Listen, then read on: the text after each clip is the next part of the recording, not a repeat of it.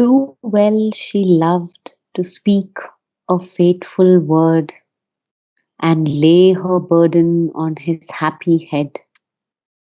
She pressed the outsurging grief back into her breast, to dwell within silent, unhelped, alone. Very clear, no? Yeah. But Satyavan sometimes half understood, or, or felt at least with the uncertain answer of our thought blinded hearts, the unuttered need, the unplumbed abyss of her deep, passionate want. I thought it was abyss. Abyss. No, abyss. Abyss. Abyss. Abyss. Let's Abyss. just check it once to be absolutely sure, but I'm quite sure.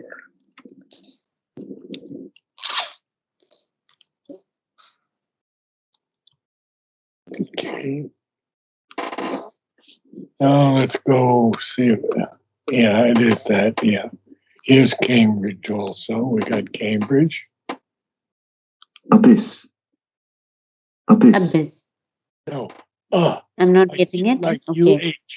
UH. Abyss. Yeah, you got it. Abyss. But Okay. listen again. Abyss. Abyss. Abyss. Abyss.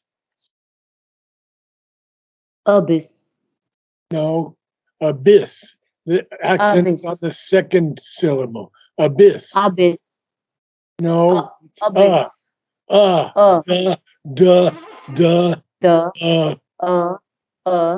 Yeah, that's it. Abyss. No. Abyss. Abyss. Yes, the accent is on the bis. Abyss. Abyss. Okay. Abyss. I'm not getting it. No. Abyss. Abyss. Abyss. Abyss. Yes. Abyss. No, a little more accent on the bis. Abyss. Even more. Abyss. Abyss. Abyss. Abyss. Yes. Okay. Because then we have I have still not got a difference in my head. Yeah.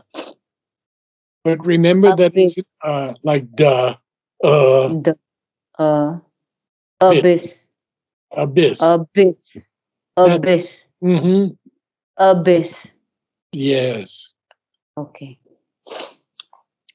The unplumbed abyss of her deep, passionate want.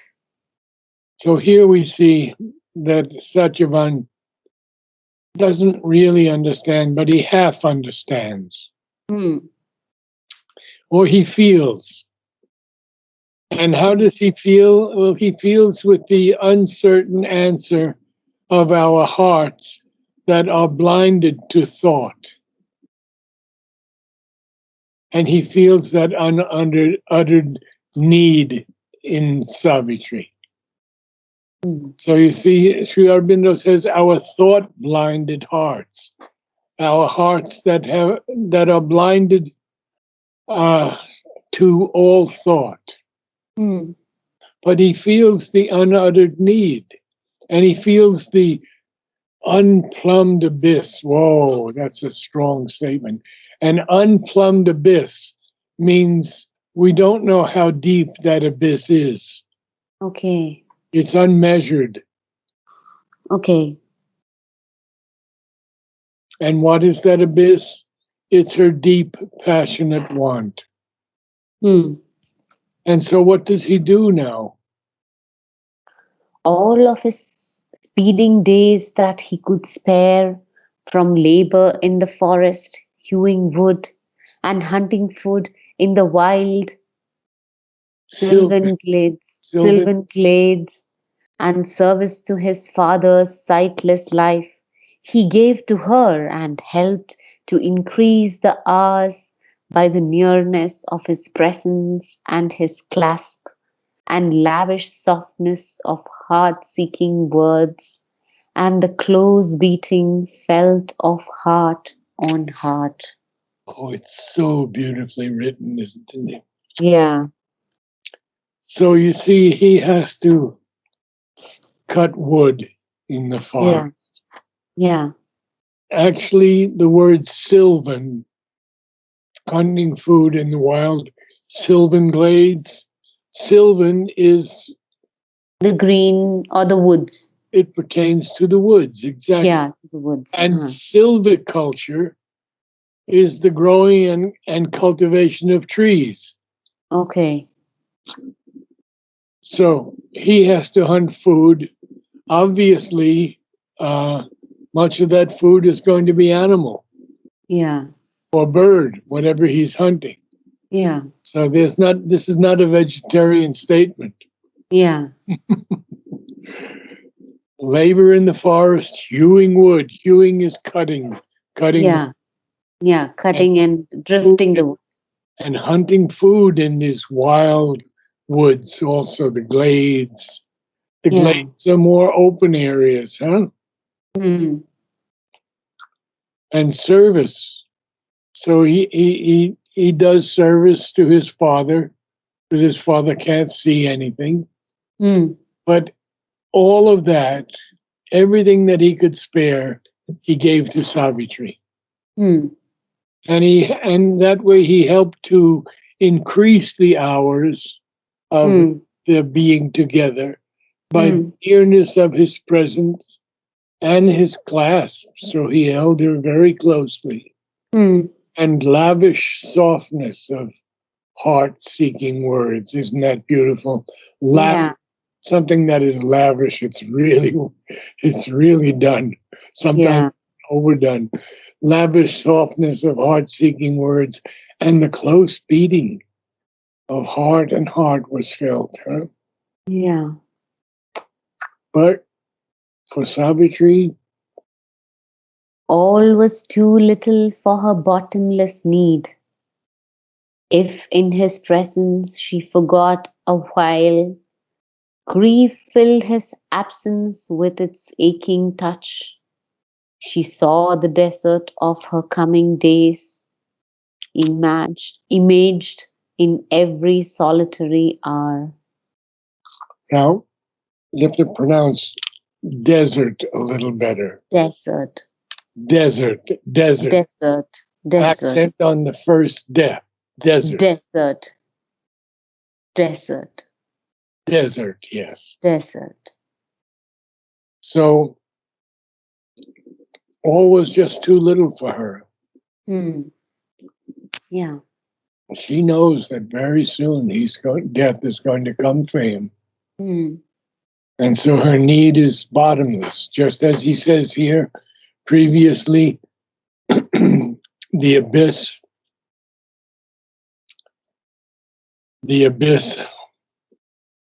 the unplumbed abyss, the depths of her passionate want that couldn't be measured. Yeah. Now it's her bottomless need. There's no bottom to that need. Yeah. It's total. If in his presence she forgot a while, grief then filled his absence with its aching touch. Yeah. How grief can, grief can make us ache so deeply. I have been through that. She saw the desert of her coming days. What is a desert? Empty sand. Yeah. Nothing, no life. Yeah. So it's the desert of her coming days. And she images this desert of her coming days in every hour when she's alone.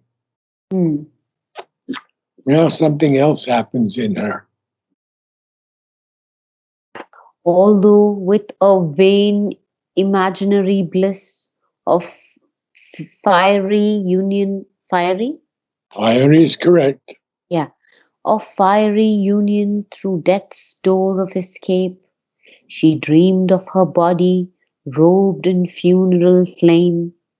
She knew she must not clutch that happiness, to die with him and follow, seizing his robe across our other countries, travelers glad into the sweet or terrible beyond. Oh, this is so incredible. So she does sort of dream with a vain imaginary bliss of joining him by committing sati. Mm. So she has this vain imaginary bliss of the union of the two of them going through death together. Yeah. And her Yeah. body is robed in funeral flames, so they're burning her. But she still knows that she cannot clutch that happiness. That happiness to die with him and follow and seizing his robe, and that beautiful line, across our other countries. Travelers glad into the sweet or terrible beyond. And now we have two quotes from Sri Aurobindo on beyond, if you could do those. Actually, I don't have my book, Narad. So let's come to beyond. Unless you can read it, or we can come to it in the next class.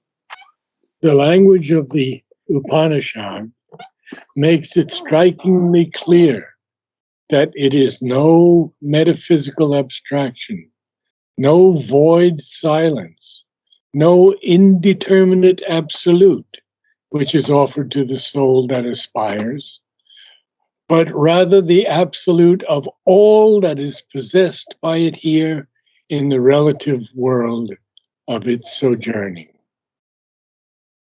All here in the mental is a growing light, consciousness, and life.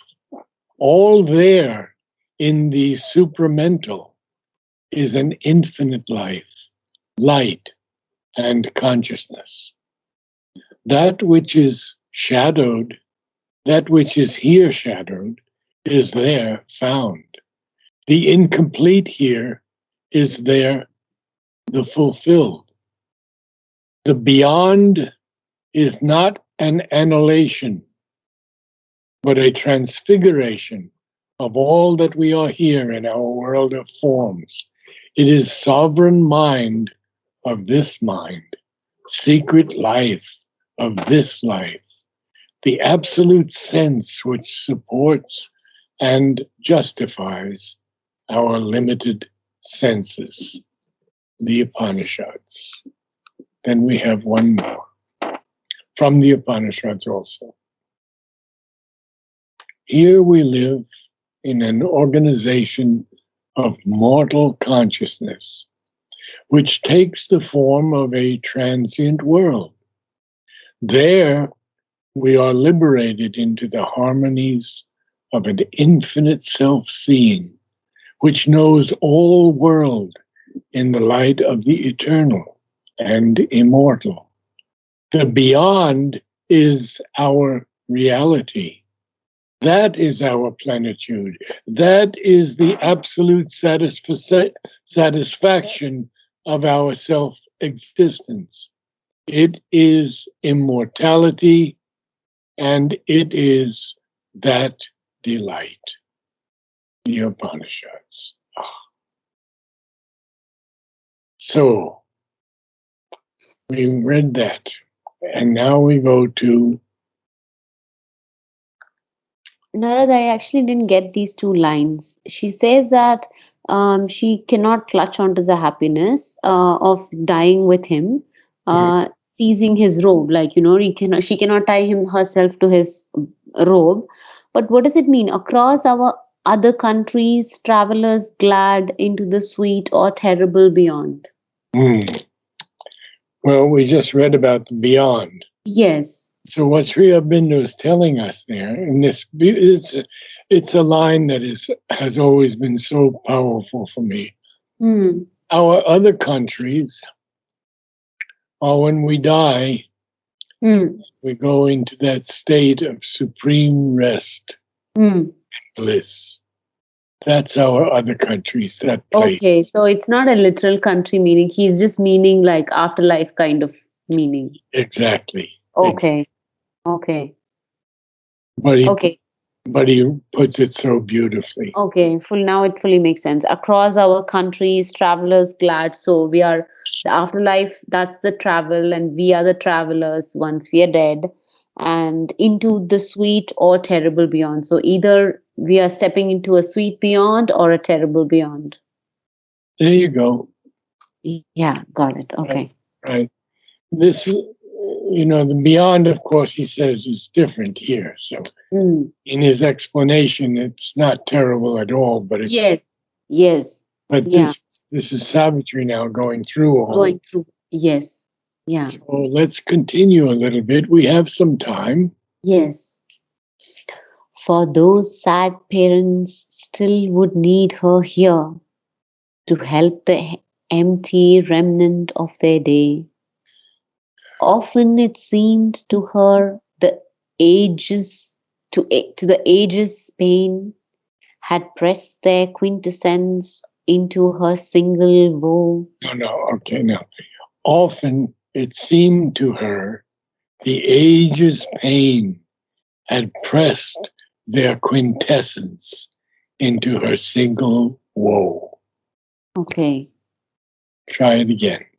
Often it seemed to her the age's pain had pressed their quintessence into her single woe,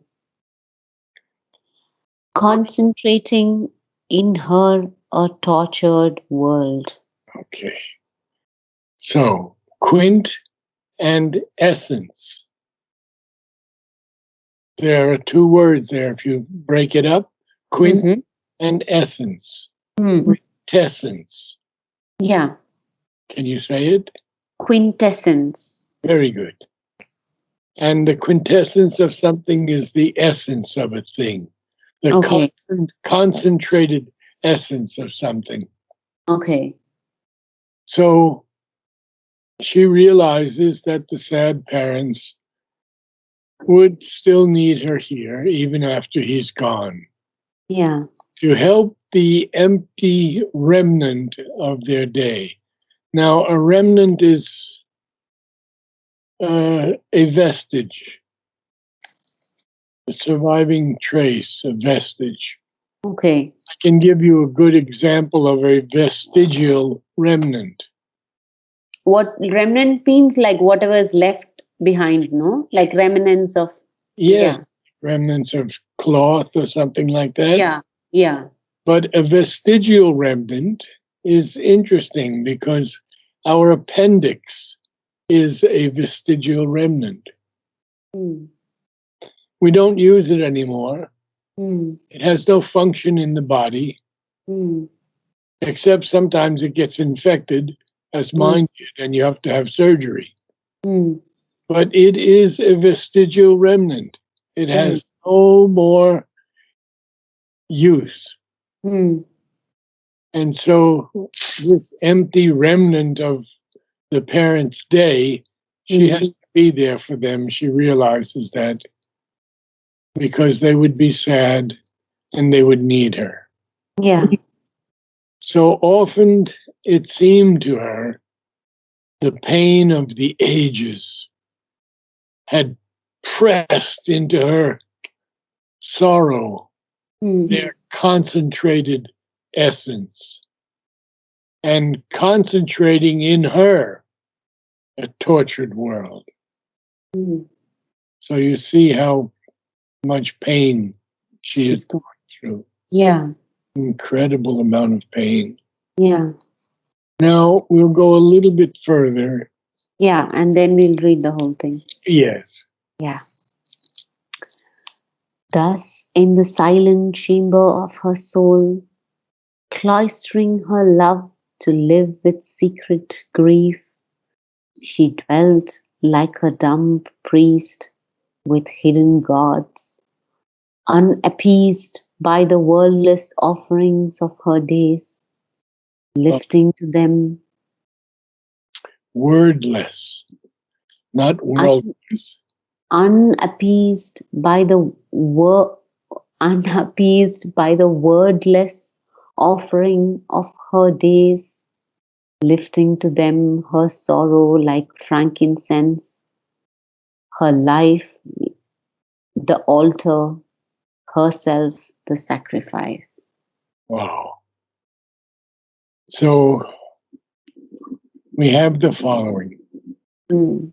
She's in the silent chamber of her soul. Mm. And she is cloistering. A cloister in the West is a covered walk in a convent. Okay. Could be also in a college or a cathedral. Typically Okay. with a wall on one side and a colonnade open to a triangle on the other. Okay. The shadowed cloisters of the convent. I used to go to the cloisters in upper New York City because it was so beautiful. Mm. And it was so calm and peaceful. And there was that wall, of course, of the building. And then there were the columns that you walk through this covered walk. Mm. And you look out through the columns at the grass and at the flowers. So she is cloistering, which means here shutting away from the world as if in a cloister. Mm. She's shutting her love so she can live with secret grief Mm.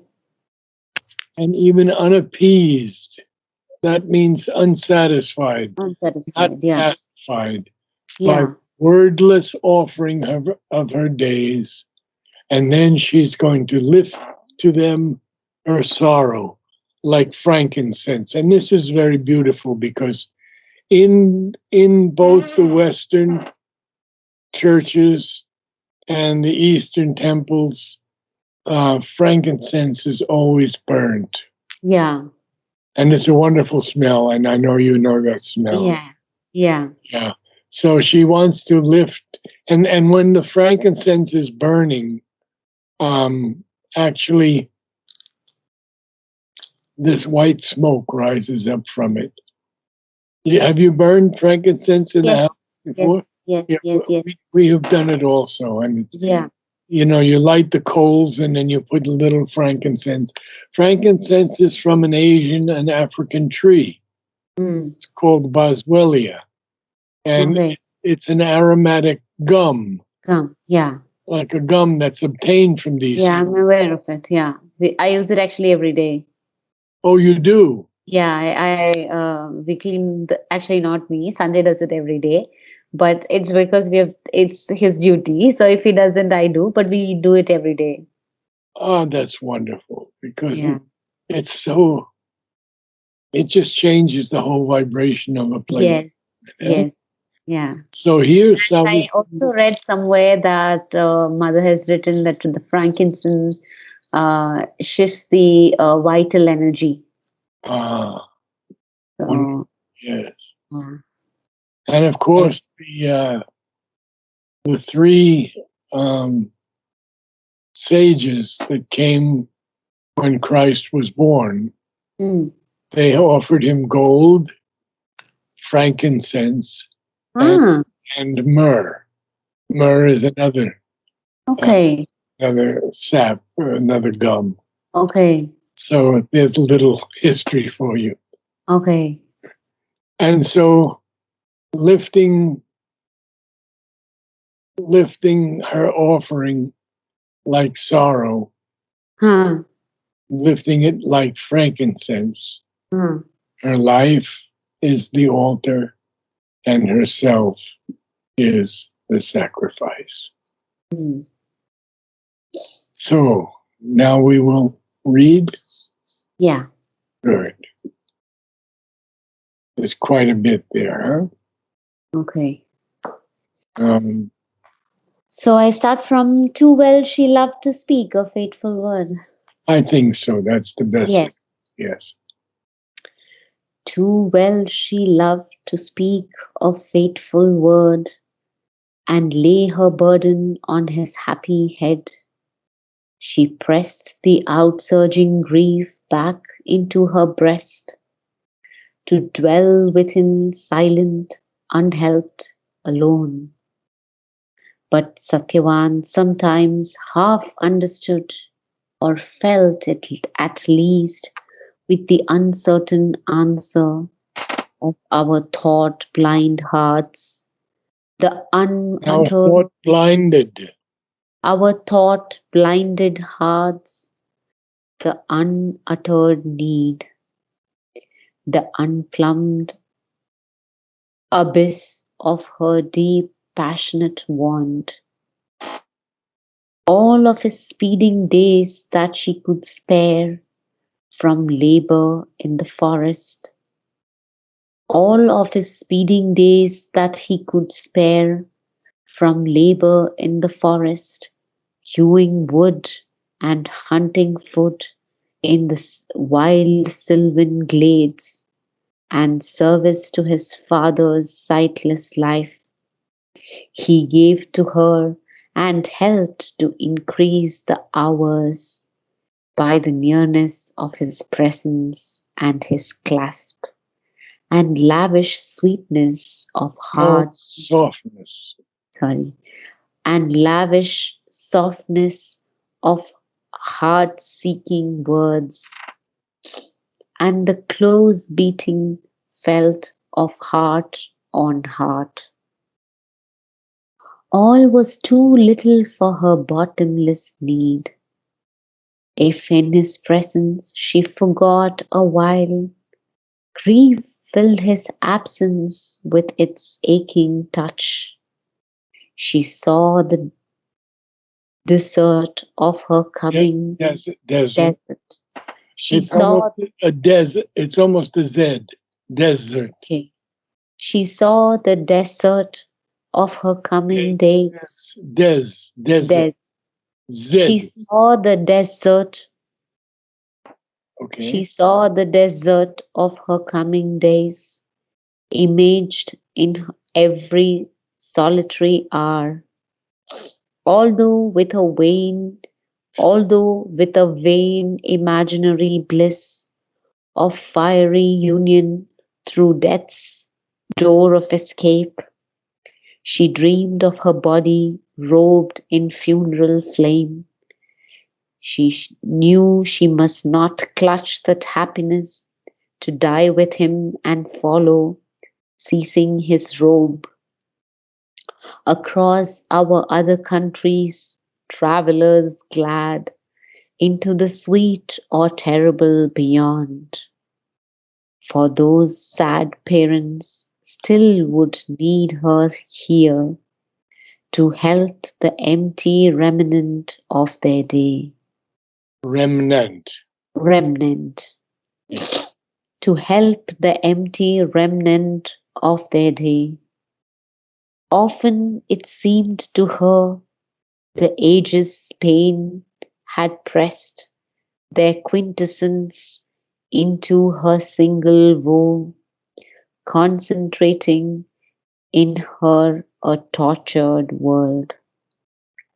Thus, in the silent chamber of her soul, cloistering her love to live with secret grief, she dwelt like a dumb priest with hidden gods, unappeased by the wordless offering of her days, lifting to them her sorrow like frankincense, her life the altar, herself the sacrifice.